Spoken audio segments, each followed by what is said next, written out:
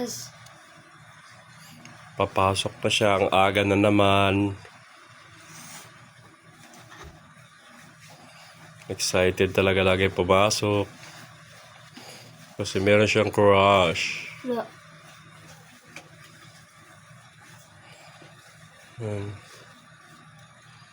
Meron siyang crush. Good morning mga bok. Morning. Hala, naiinis si Kulangot dahil pababa na kami, biglang bumuhos yung malakas na ulan. Hindi namin alam kung may pasok, pero may pasok yan. Ayan, oh. Kung naririnig nyo lang, sobrang lakas. Ha?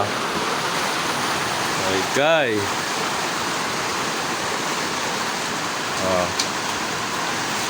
Hindi kami makababa. Although may payong naman, pero